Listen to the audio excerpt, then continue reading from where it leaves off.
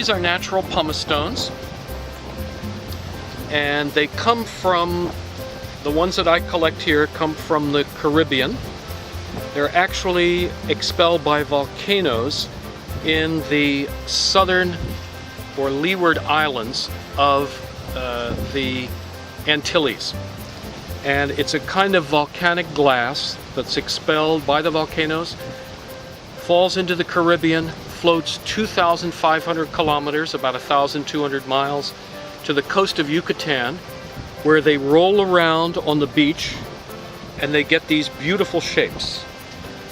They have different textures, different sizes, and different shapes.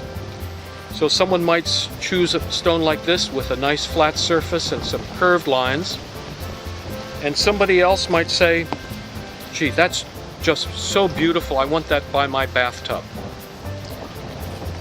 Somebody else might say, I like that rough texture, that's good for my feet. So those are the considerations. I've been collecting the pumice for about 10 years. In the beginning I gave them out as kind of curios, because I thought it was unbelievable, to me anyway, that a stone would float. And little by little I began to take them to health food stores, and then developed a fairly substantial clientele in the US, France, and now Turkey as well. What is pumice stone? Pumice stone, I like to call it the champagne of volcanic minerals. It's full of bubbles, it's light, it's a beautiful color, but it comes from a volcano, and at the moment of its birth, it is one of the most destructive types of volcanic activity. It's called a nuée ardente, which means a volcanic explosion. It doesn't just bubble up out of the top and flow down. The whole volcano explodes, like Mount St. Helens did, or Krakatoa did in 1885, I think it was, or the one in Martinique that killed 20,000 people in 1902. What pumice is volcanic glass. It's sand that is impregnated with water that has been forced into a volcano. And when it heats up, the water molecules expand and provide little closed cell bubbles inside of this volcanic glass. And those closed cells occupy enough space in conjunction with the mineral to make it lighter than water. So when it falls into the water, because of the closed cells, it actually floats. Old shoes, pieces of rubber, all the debris of the ocean, and pumice stones. Look at what we have here. Here we have a doll baby, a plastic bottle, some wood, and a pumice stone, and another pumice stone, and another pumice stone, and another pumice stone, and another pumice stone. Look at how beautiful they are. In all of this trash, plastic, you have pumice mixed together. Beauty and the Beast.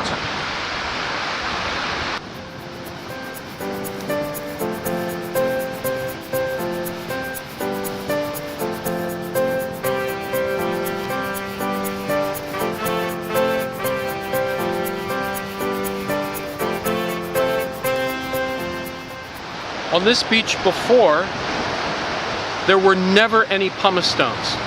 So although the hurricane has wrought an incredible amount of destruction to the human endeavors, it has uncovered pumice stone that was buried in the sand for perhaps hundreds of years. Now it's on the surface, now it can be harvested. Here it is. So it's really a kind of volcanic glass. It sometimes has different minerals that may mix with the volcanic glass. Sometimes you see the stones layered. I don't have an example here. They have different crystalline formations. They can be really quite beautiful. Usually people use it for the calluses on their hands or on their feet.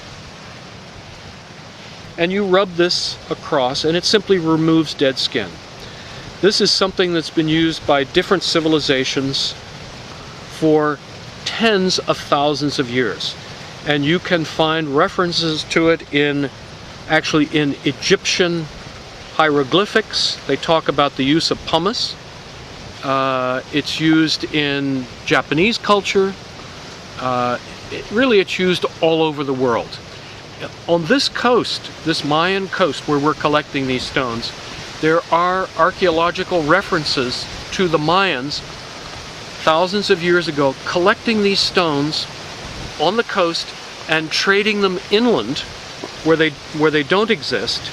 And the stones would be used by the Mayas to prepare leather skins, animal hides, for use as writing materials.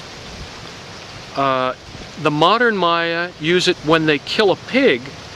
They use it to scrape the hair off of the butchered pig. And in fact, the name of this stone in modern Maya is Hush Tunich. Tunich is the Mayan word for stone, and Hush is the Mayan word to scrape. And it's onomatopoetic. Hush, hush, hush, as if it's scraping something. So, Hush Tunich.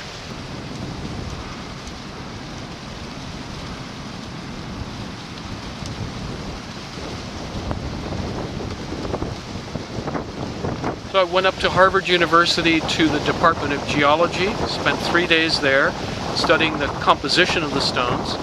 They sent me on to Princeton University, where I went to the Department of Volcanology and studied the volcanic origin of the stones. And then, just for fun, I decided that I would go to explore the volcanoes that were sending these stones to the coast. And I went to Martinique.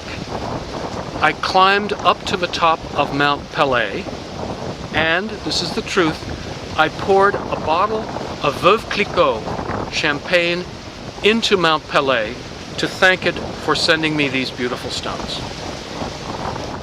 So we gathered together probably about 800 pumice stones on this trip. So we walk along the beach and collect gifts from the sea. And there it is.